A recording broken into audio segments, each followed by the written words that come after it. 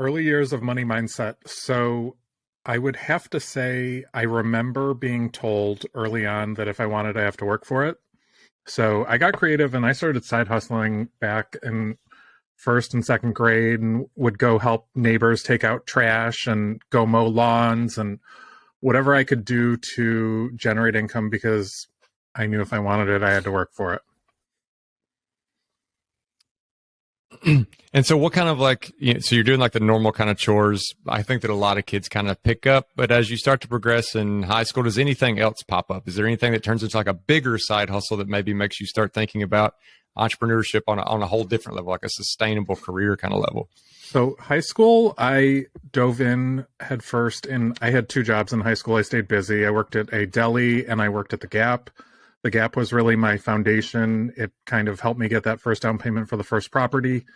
And then my entrepreneur really kicked in college when I didn't have enough to pay for it. So I started my eBay business, which I'm sitting right now in my eBay room intentionally. And I always do this when I do calls and podcasts.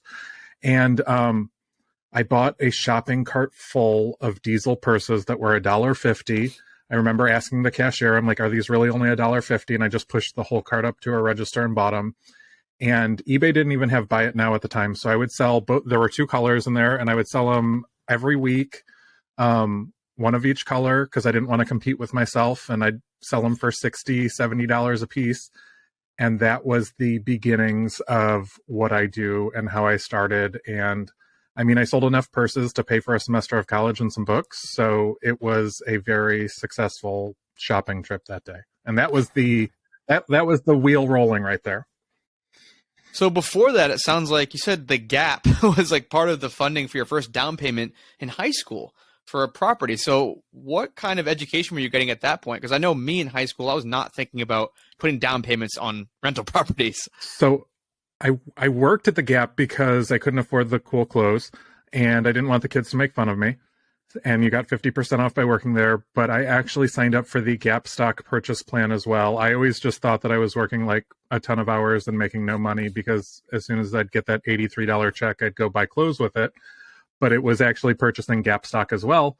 And I cashed in that Gap stock at 21. Again, this was not my plan at 16 when I did it, but I cashed in that Gap stock. I had about 10,000 in at the time. And that was, I had a $9,000 down payment on my first $90,000 property.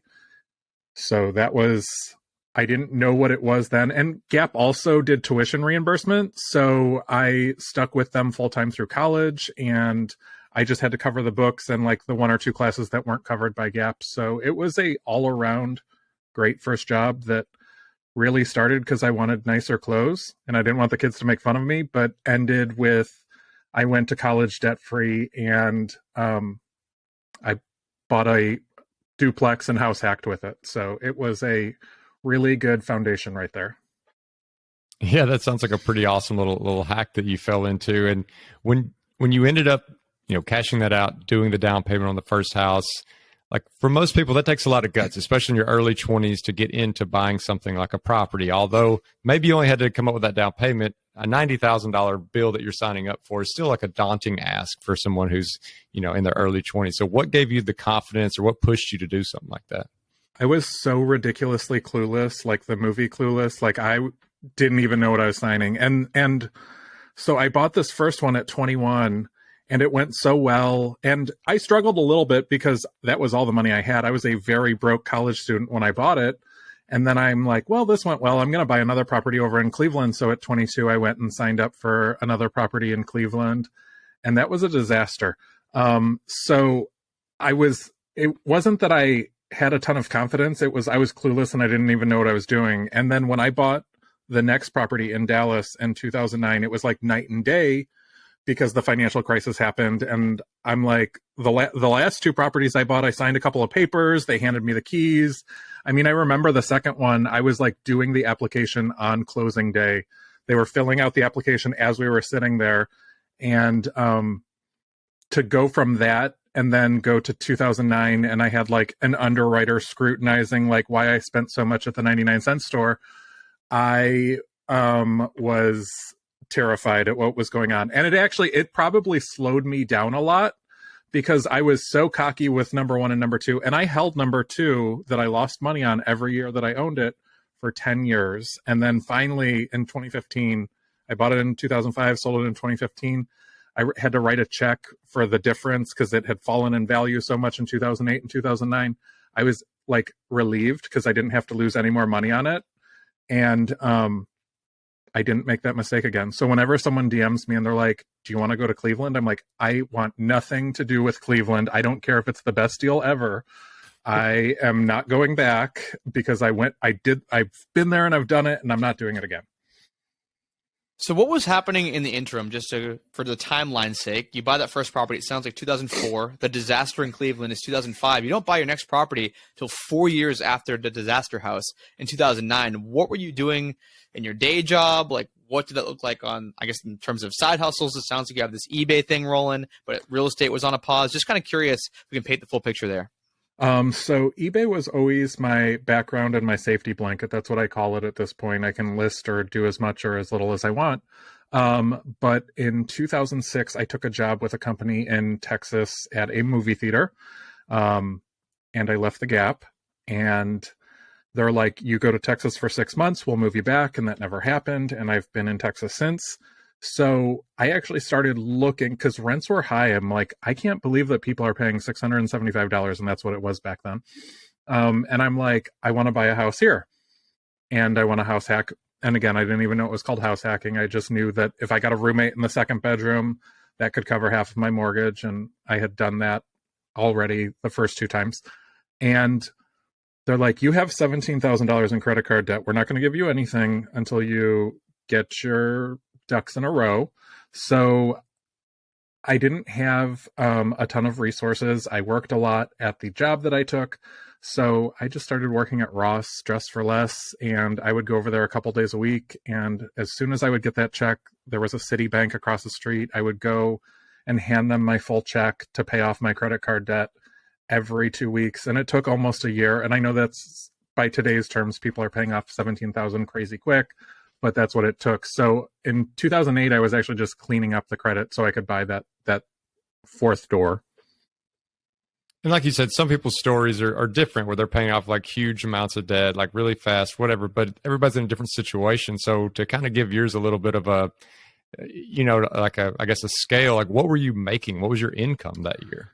So I know I started at the theater at $32,000, and I don't know what they paid me at Ross, probably $7 an hour, $8 an hour, somewhere in that vicinity. I did have like a little side hustle where I would go out to the flea market and I would talk to vendors and I would find out what they need. And then I would go shop through the flea market and find the items that they were looking for, bring them over to them, sell them for a slightly higher price. And then that was a little hustle that I would do back then. But that was besides Ross and the rentals, and the one in Cleveland was just draining me every month. That was where I was at with the money wise. In terms of income breakdown, so at this point you have 4 doors, you're doing this eBay thing. It sounds like you can turn it up and turn it down based on how much volume you want to do and how many items you pick up, et cetera, et cetera. What percentage of your income was coming from like the movie theater and the Ross versus these side hustles, like the real estate and the eBay stuff? That was probably 80%. And then, if I did the flea market thing or I did some great sales on eBay, that would supplement whatever I was falling short. Because I had dug myself into a credit card hole in college after I bought those first 2 properties. Like, I'll never forget when I had that one in Cleveland and the hot water heater went out. I'm like, I don't have $900 to fix this. And you can't tell that to a tenant. So you had to figure it out. And that was and I bought junk too. Like, everyone wanted a DVD player back then and all that kind of stuff. So I charged up my cards. And I would say 10 to 20% were side hustle. And then the other 80 were Ross or the movie theater. And so, throughout this story, you've talked about a couple of times where, you're buying things maybe you don't necessarily need, like racking up some credit card debt, but you're also making some really wise financial decisions, with the house hacking and, buying the Gap stock. At what point do you start to kind of hone in on that personal finance part and really start to scrutinize, what that spending looks like? It was the 2009 debacle with the underwriter, because I'm like, I don't want to go through this again. And I really honed in after that, once it closed. And this was a $26,000 condo. And it was like, I'm like, I'm not going to do that to myself again. So I'm at that 2009 mark, I made it a goal, and I did it every single year. And there were years that I would buy 2 or 3. I'm just like, I'm going to buy a property a year. And a lot of them I bought in cash, and I would side hustle enough. Like my 2010 property was a $14,500 condo, and I side hustled to buy it in cash, and I had very little left over. So people that I met at the theater, I'm like, can you come over and help me with tile this weekend? Can you come do this? And I just leaned on who I had here, and I made that first door that I guess at that point it was door number 5 work, and it worked. And I bought this thing cash, so I was cash flow positive. I don't remember $150, $200 at the time, because I think rent on it was like $400, and that's how it got rolling. And that door number 5 in 2010 was when I'm like, I think I'm actually going to make money this year, because the first 4 I did house hack, so I didn't make money, but I was living rent free. But number 5 was the turning point for me. And I try and tell a lot of people that I really didn't make a lot of money up until door number 5. And even door number 5, it wasn't like I was rolling in dough. It was actually generating income, which is what I had been working on that whole time. And that's 6 years after that initial investment. So I'm curious if you were at this point operating in a silo, like were you just Tom and I'm just going to try this and try that, see what works, see what doesn't? Or was there any kind of online community where you saw other people doing the types of things you were doing? Because I know Justin and I just talked about this recently. Like we didn't even understand that financial independence was possible until we saw other people lay the roadmap out for us. I would say that came in like 2012. Okay. So I wasn't even like 100% working towards it, but I remember I signed up for a newsletter and I followed this couple as they travel around the world. And that's when I'm like, I think I can do this. And a side note on it, I still am subscribed to their newsletter, and they started following me on Twitter, and I got all excited and I messaged them, and they had such a negative, mean response back to me that after following them for 10 years, they're like, you left your job at the worst time and blah, blah. And I was like, why did I follow these people for 10 years? And I won't obviously say names, but I was disappointed with that. But I've had a ton in this community that have been super supportive and always willing to bounce ideas off of each other. And, this works, this doesn't work. So that's the great part of it. So I did have that one negative, and it was the one that kind of got me going. But, and that incident just happened like a year ago. And right after I quit my job, I after they followed me, I'm like, I'm going to message them, because I followed them for over 10 years now. And it just wasn't what I expected. Well, I'm sure a lot of people are hearing some of these numbers you're throwing out, like a $14,000 condo, and are thinking, what in the world? Is this a broom closet in, Arkansas? Like, what is this? Like, what is a $14,000 condo? So it was a 520 square foot 3rd floor condo in Dallas. The investors absolutely ignored the condos because there's lots of restrictions. There's HOA dues. And it was a 520 square foot condo. I think I had maybe $4,000 or $6,000 at the time, and I poured every ounce into it. They were asking $18,000. We had bid $14,500. They said, no, will you do $16,500? And I'm like, I just don't have that much money, which was true.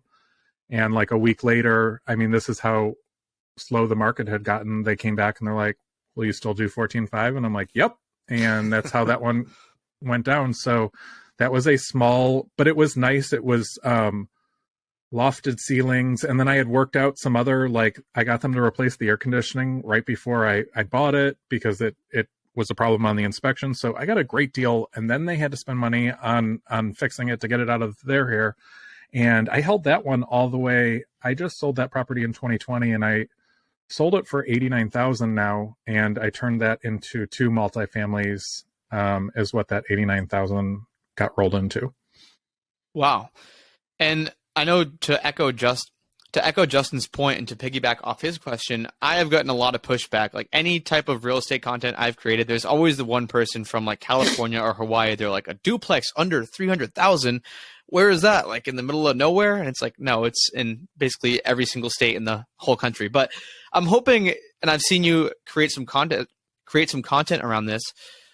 Could you just name a couple of markets? I know you personally invest in a few markets where you can find duplexes for, let's say, even under $100,000. I know there's still markets all around the country, but just for listeners out there, so they can go and if they still think this is BS up to this point, they can go and Google or Zillow themselves. What are a few markets that you'd recommend people check out if they're looking for that really low cost, $100,000 or less duplexes? So I think that this is really important. I do invest in Toledo, Ohio, and I do invest in Dallas, Texas. And Dallas, Texas is almost all appreciation, and I make almost nothing. And then Toledo, Ohio is like zero appreciation, but I cash flow on those properties. So that's the two types of markets that I'm in, and I'm in both intentionally. So if something goes bad in one, I'm covered in the other, and vice versa. And Toledo, Ohio is one, but I've brought a lot of investors with me, and I've seen it start to tighten. And I call it a mispriced market because you can get a great solid $75,000 to $125,000 duplex that cash flows, that you're collecting $1,400-$1,600 in rent a month. Youngstown, Ohio. There are pockets in Indiana that have lots of opportunities. I was looking with a client recently, and we were looking in Oklahoma. So there are lots of opportunities. I stick with where I'm comfortable. So when I get a DM and they're like, come to Kentucky, I don't know the Kentucky laws. I don't know all the ins and outs. So I've stuck with these two states that I've been in, and I've had professional leases done, and I know what the laws are here and how to run my business here. And there, like you just said, there are tons of opportunities. If you go into Illinois, if you go into upstate New York, if you go, for these multifamily $100,000 range properties that you can make money on. It's just important. Like right now, if I tried to buy a duplex in Dallas, it's going to be in the $400,000 to $500,000 range. You're obviously not going to cash flow on that with what your rents are. But when I go towards Toledo or Youngstown or any of those, I am not going for that appreciation that I get in Dallas. I'm going for the actual cash flow. Well, you mentioned like, hey, these are the two spots that I know, but from the story I've heard, I don't think you ever lived in Toledo. So I did actually. Oh, sorry. I went to. That's what. So that was the first one was a house hack. I lived upstairs in the ugly unit and rented out the downstairs, and I did it because I didn't want to pay a high rent, and my mortgage was $738, and the downstairs tenant paid $600. So I'm like, I can live here for $138. So, and I moved from there right out. That's how I ended up back in Texas. So that was how that one started. Well, I guess to say it in a different way, like, is there any markets that you've looked at that you actually would consider getting in that you've never lived in? I guess for people who don't live or have never lived in a market that's small like that, what's the things that they can do in order to get comfortable finding one of those like lower point of entry areas? Understanding the market is key, and understanding what you're getting, because it's really attractive to look at that $15,000 house in Oklahoma, but when you start diving in, or same with Arkansas or any of those. So understanding what you're getting and what the landlord laws are. I mean, you could jump on Bigger Pockets and look at other investors that are investing in Arkansas and Oklahoma and just get a little bit of guidance without having to spend a whole bunch of money. And I try and encourage people, like when I talk to people and they want to invest in Toledo, I'm like, just do one visit. You don't have to come back. You don't even have to look at the house that we're going to buy. Do a visit so you understand what you're getting, because I can't stand when I get a DM. And this happened recently where they're like, I bought this fourplex and I'm losing money on it every month. And as soon as he gave me the zip code, I'm like, dude, you bought in the worst neighborhood in Toledo. And number one, nobody wants to live there. Number two, nobody wants to go over there and do work because their car is going to be stolen while they're doing the work. You bought doors to buy doors. You didn't buy doors to produce income. So I always encourage, I try it. I'm at that point where I'm trying to buy nothing that I wouldn't live in. Obviously, I don't want to live in all 21 of mine, but I try and, not invest. And there was a time I bought a crack house at one point and I would not live in it, and it's no longer my house anymore.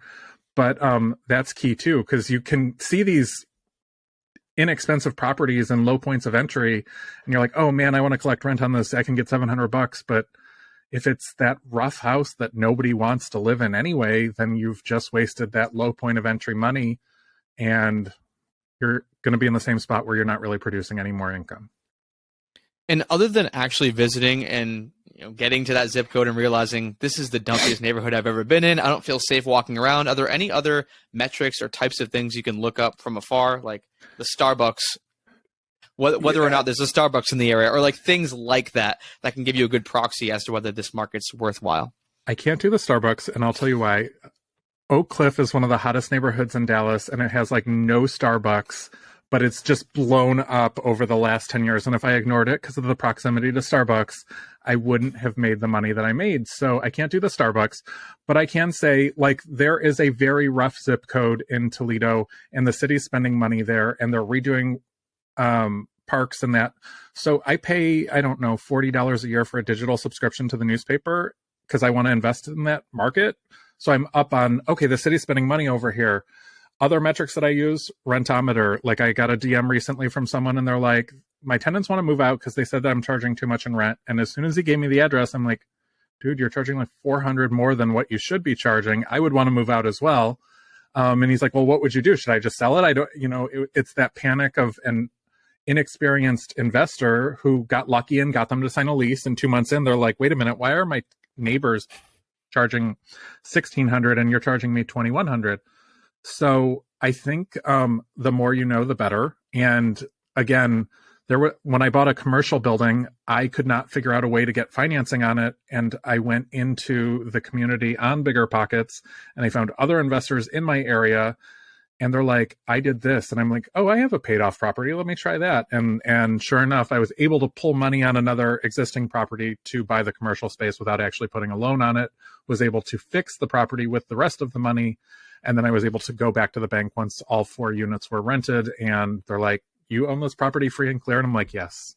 And got a loan on it super easy. So I think, and I was talking about this today, building a team is so important, and you can start building a team before you even need it. And if you guys are okay, I'm going to tell this story because it's just happened today.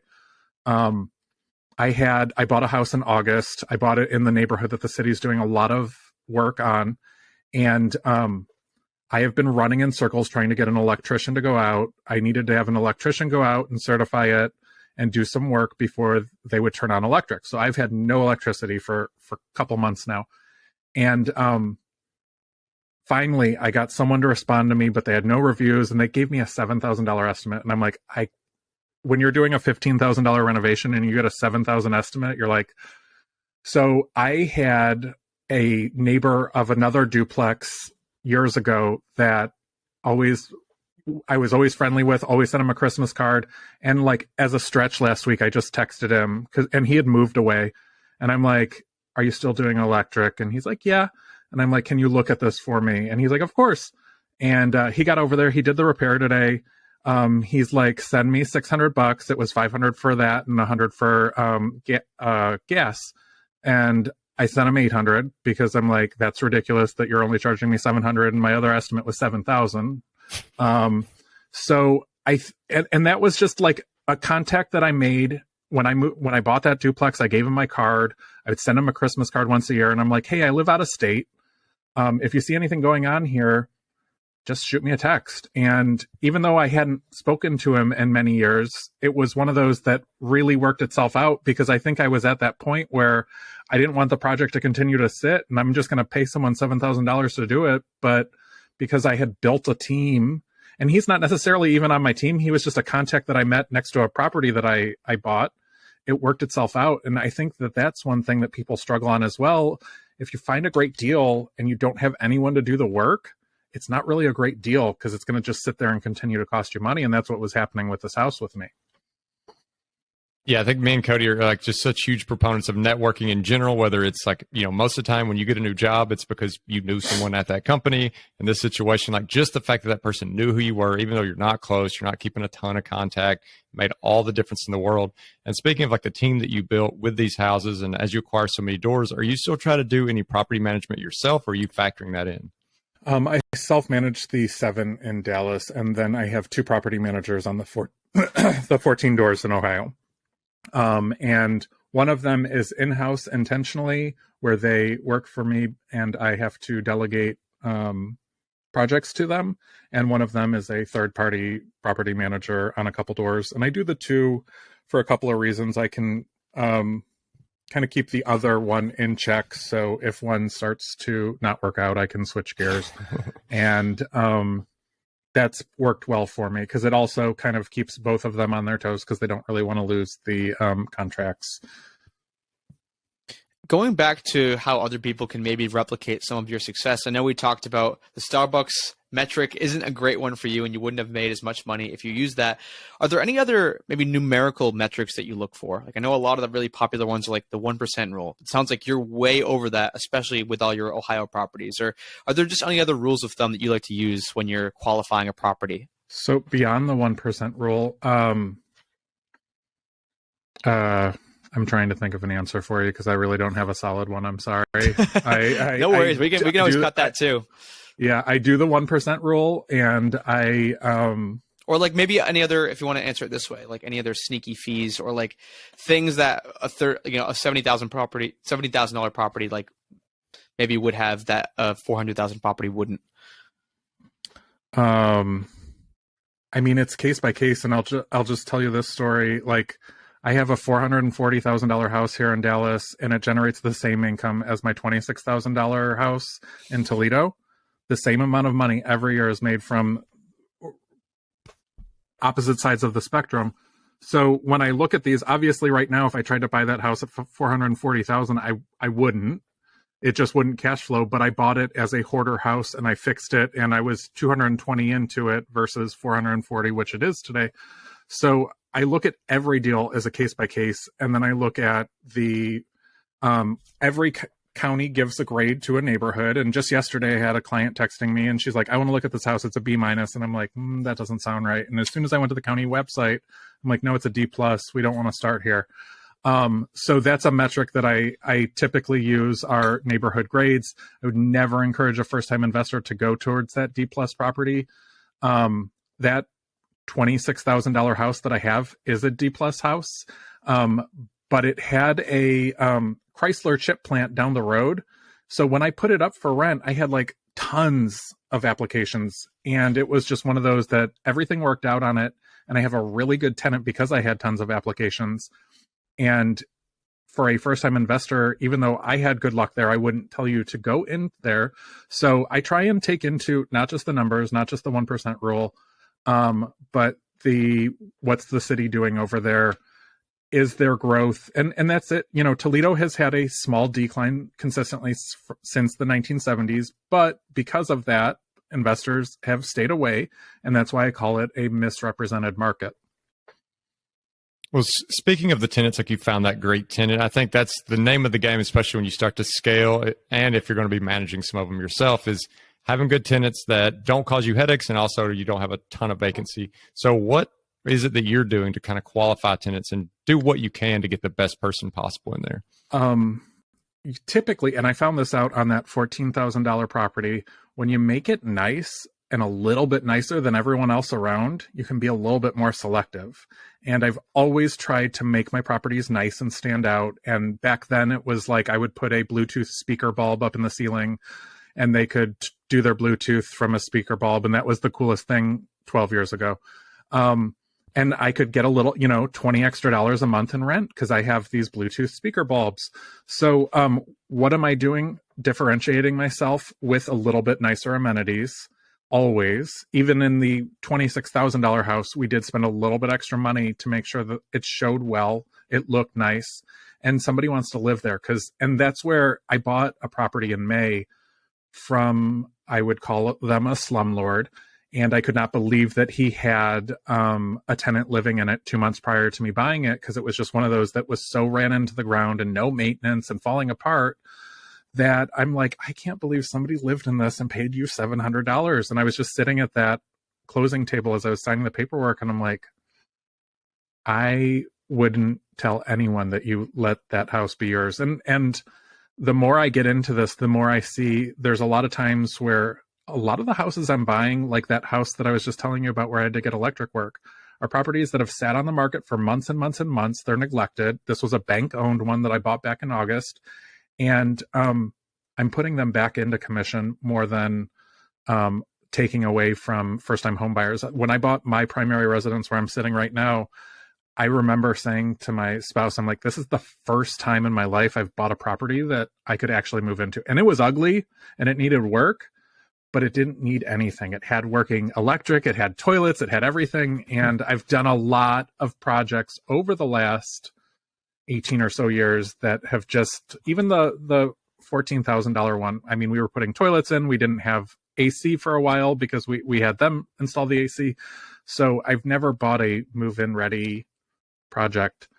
And I know I've completely stumbled off of our topic. I don't even remember what the question was, and I'm sorry. All good, man. No, this is all good, helpful information. I think just seeing the full picture and seeing how you think about acquiring properties and qualifying tenants and properties, that was the original question, was the qualifying tenants thing. I do want to kind of get back to your story, though, because I know you mentioned back in 2010, you set this goal, like, I'm going to buy a property per year. Did that end up panning out? It did. And then there were like really challenging years where 2013, I threw out 3 offers at once and all 3 got accepted. So I'm like, I'm going to figure this out. And I did. I figured it out. And I was conservative back then. When I was moving into this primary house that I was sitting in, I found a notebook from 2011 of properties that I was looking at and the asking price and what I was bidding on. And it was crushing for me to see some of the properties that I walked away from because they didn't accept offers. But it did work out. I did consistently buy 1 a year. And the crack house actually happened when I got priced out of Dallas. I'm like, you know what? I'm making money in Toledo. I'm going to go back here. These numbers are making more sense. The 1% rule is blown out of the water. And I went back there in 2018. And 2019, I picked up the commercial space, and that was 4 units. So I've consistently picked up at least a door a year. And you also, like, getting back to that kind of your story part, you talked about 2012 is when you started more discovering this idea of maybe like early retirement or more this community around all these different topics. So you already had this in your mind that you're going to buy 1 a year. You were already doing that. You're well on your way. Did anything really change once you found this larger community? So I was always working towards 10 doors. And when I got to 10 doors, I wasn't making enough where I felt comfortable, and I just kept going. So I knew that I had some unrealistic expectations numbers wise as I got exposure to the community. And I also knew that if I was going to do this, I needed to do a little bit more just for my own safety. And that's part of why I put in my notice in 2019, but I ended up staying at my job 2 extra years just because of self-doubt. So as I got further in, and the reason I actually did put in my notice is because I found others in the community that supported and could run numbers by, and they're like, you're making way more than me, and I have all these different sources. They're like, it's time. Unless you're going to go out and blow all of this or sell all these doors, you're good. And that was I had that speech almost a year ago. I put in my notice in December of 2021, and the first week of January was my last day at work at the movie theater. I stayed there 16 years, and that in itself, when I finished at the movie theater, I was making just over 70,000, and with bonus, I was right under 80,000. So I never had a great salary the whole time that I was here, but I always continued to grow my business via eBay, via however I could figure it out. I figured it out, and just like when 2013 came, I took out a personal loan to pay for that. When I bought the hoarder house, I did a personal loan. And I just knew how much that hoarder house or how much these different properties could generate. And that was always my focus. So I kept the older car that I ran into the ground, and I bought a income producing asset instead of buying a new car. And that was not the norm. And that,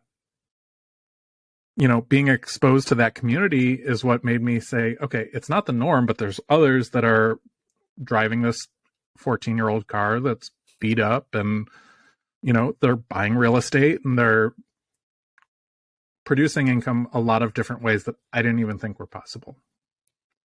So I know earlier in the conversation, I asked you, at I think I was asking about when you get that fifth door, that fourth door, you were at about an 80-20 or maybe 90-10 split, day job versus side hustles. When you finally quit your job, what did the split look like? Like, what am I producing from my doors versus my eBay business versus my Let's just call it the AMC theater job, side hustles versus main job. I'm making well over double what I was making at the theater now, with just the rental income and the eBay income, and not even some of the other little side income streams that I am bringing in. So well over double now. And that probably was boosted by my self-doubt, because I just kept going and going and going. And those doors were like, I couldn't get them quick enough because I wanted to get to that comfort level. And it made no sense that I kept going, but I just did it out of self-doubt. Well, that's an incredible number to get to. I mean, that's if you're talking about double the 70s, if you're talking in that 150, 160 kind of range for the doors plus the eBay, like those kind of side hustle businesses. I mean, that's incredible. And I guess my question is that enough? Like, do you still need one a year? So, the reason I'm still buying, I'm doing a few select case-by-case partnerships, and I'm open to that. And we just got a great contract or a great property under contract, and the owner is financing us with really good terms and really good interest rates, so it made sense. And when I met my spouse, I told him, we need to build your doors now. So he actually has one rental, and at this point, we looked this past weekend here in Dallas, and we're looking for him as well. So we want to get him to hit that number. He's not 100%. He still works a traditional job, but he wants to hit the same number that I hit and be able to tap out by the same age as myself. He's a little bit younger, so he's got some more years to work on that. I know way earlier in the conversation, you mentioned that you were actually purchasing a lot of these properties in cash. So I'm curious, from the expense side of things, if you're making, I think back when you first started, you said you were making $32,000 from the movie theater, and then maybe like an extra $5,000 or something from the real estate and the side hustles. That doesn't sound like you're making enough to buy a property for cash every single year, unless you're literally spending zero. So I guess, what did that look like throughout your journey? Like, how much, what was your savings rate percentage? So I was saving everything I could. And I was also doing alternate things at the theater where they'd pay me to go set up a theater in another state, and then they'd give you a per diem. So I would eat the 49-cent noodles and keep that per diem and roll it into it. So any way that I could generate income, I would. I'd always take mileage gigs, always travel, and continue to do eBay. And my savings rate at that time, it was over 50. I know that. I don't have a number for you. But I was I was starting to make money. So anything that was made from those properties that wasn't getting reinvested into those properties was getting reinvested into the new properties. And a lot of my doors early, I had a $9,000 door in there. I had wow. I know I bought one on the courthouse steps for $9,000. I bought a $12,000 one. So there were quite a few in there that, and I was one of those also where I'd keep $1,000 in my emergency fund and I'd spend the rest, which I don't do that anymore. But anything that I could put into real estate because I didn't want to continue with that job, I did. And I think maybe if there's ever a pushback on the financial independence type community, sometimes it's the going so hard, it's the eating the 49-cent noodles. When you look back on it, do you have any regrets at the speed in which you pushed for this? Do you wish you would have slowed down and enjoyed life a little more? I wish I would have sped up, actually. I wish I would have went a little bit harder, because I see these deals that I passed on and I know I could have hit it in 2016 or 2018. And so no. And, when I was traveling for work, I went all over the country. So I wasn't skimping out on no vacations. I was actively traveling. And even if I wasn't traveling there, I'd do a mini vacation. Dallas is a great hub to kind of get you anywhere you want to go, and it's usually you can find that inexpensive ticket. So I didn't skimp on that. I didn't skimp on gifts. Whenever I have something that I couldn't sell, it ended up as a gift for a family member or something. They know that drill very well from my eBay sales. I have to sell it tell them this is a great product and this is why, but I don't regret the pace that I went. I wish I would have went a little bit harder. And I think that I held myself back because of that experience with that underwriter. And I was just doing the cash properties because I know I passed on great $90,000 houses or duplexes back then because I didn't have that cash. So that would be my only regret. But now at this point, you're helping other people hopefully do that journey even faster than you did. So I guess at what point did your brand, the Frugal Gay, come to fruition and you started documenting the whole process and kind of showing other people what you were doing? So that started in 2014 and 2015 and got abandoned several times over the years. And when I knew that 2021 was going to be my last year working at the movie theater, I kind of kicked it into gear, started interacting with lots in the community, started connecting. I made it a goal in 2021 to go to FinCon. I connected with a ton of people there. All the podcasts and press that I did in 2022 was from people I met at FinCon in 2021. So it blossomed over the years. It just had a couple of false starts, and then it's really started rolling in the beginning of 2021. Awesome. And I know you talked about, although it was limited, maybe like some partnerships. What does that kind of look like? How are you finding people or qualifying people if they want to get into business with you? It's a case by case. And I am in that really sweet spot where if I don't want to do it, I'm not taking it on. And I'm very flexible with terms. I went to a very large real estate account and I said, people are hounding me and they want to give me money and I don't want to take their money, but I don't want to just ignore them. And they're sending me their credit reports. And what do I do? And I'm like, you have 300 doors and I know you have a ton of partners. And I have 2 doors with partners pre this. And they're a very rough 2 doors. And it's because my partners are very inexperienced. This is their only rental property. And it was set up as a 50-50 split. But just like high school, one person ends up doing a lot of the work and, everyone gets to take the credit.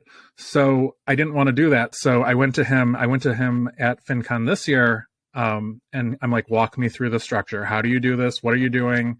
And he walked me through step by step. He's like, tell them you'll take equity as a partner. Tell them you'll take a management fee. Tell them you'll do this. So if it makes sense. And like right now I'm working with a client who lost a lot of money by just buying what someone told him. When I work with clients, I always try and get them a little bit of equity when they buy their houses. So this is what I can offer you. I can, even if it's an MLS deal, I can find you a solid deal where you're not going to be in the hole right off the bat and you don't want to be off the hole or right off the hole. And then I can help you set up your systems because I have a team. And if I have to text the guy that lived next to my duplex from 10 years ago to do the electric, I will. And that's kind of what I bring to it. So when people approach me about, oh, I want to be a partner in this state, if I can't add value there, I'm going to say this isn't a state that I've operated in. I don't know that I can do it. But when they're like, I want to invest in Texas or I want to invest in Ohio, I'm like, I know that I can do that. And again, it's a case by case deal with those types of partnerships. Love that.